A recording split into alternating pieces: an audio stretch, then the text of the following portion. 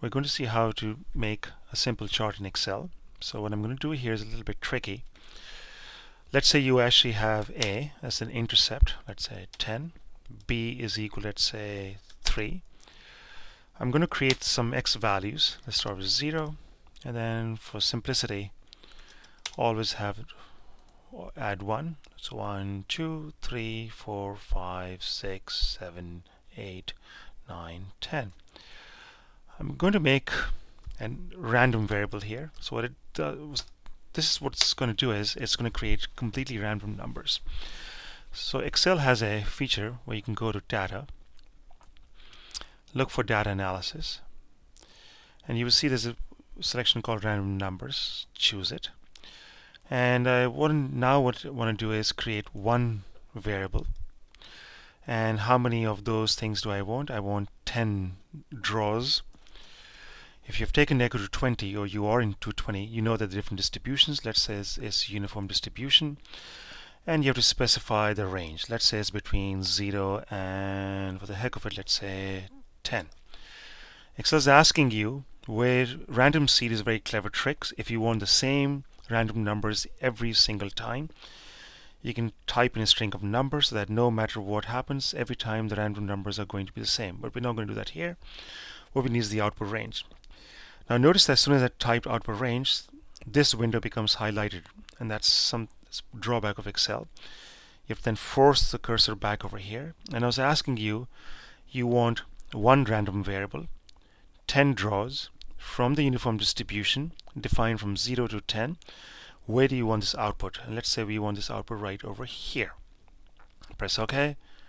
Well, 10 values come out. Actually, well, we should have actually said 11. So anyway, we can fool that into doing like this. Never mind if it's the same.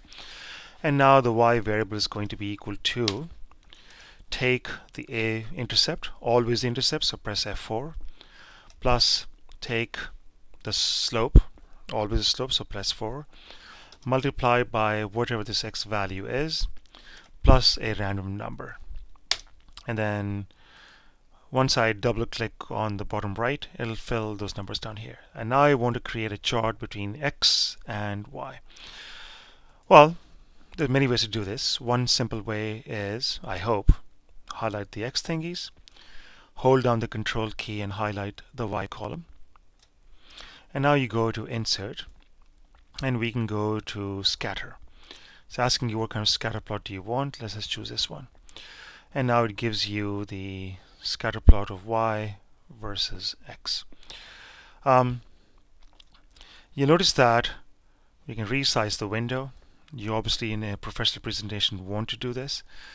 You can of course edit this graph by going to the, so as soon as you actually of course highlight, click on the chart, you notice the chart tool shows up. You can go to layout, and then you can type in titles. You can say something like no title. You can say legends are, let's say, on top. But I want to show you one other feature that we will be using very soon. You notice that intuitively these things are lying on a straight line. And what if I want one equation that more or less describes the relationship between y and x, right? The best fitting lines of the data. One way to do this is to click on any data point. You then right click, and then you go to add trendline. Then Excel asks you, according to your opinion, what kind of relationship is between y and x. Is it exponential? You can see there's an orange line that would be best described. You would use this when, of course, the scatter plot looks exponential, linear, etc., etc. In this case, it looks linear. What you also want is you want to then say display the equation on chart, and you say close. So it tells you that the best fitting line that describes this data as best as possible is y is equal to, well, you'll notice, intercept 15 plus 2.912 times x. And that's your first simple regression.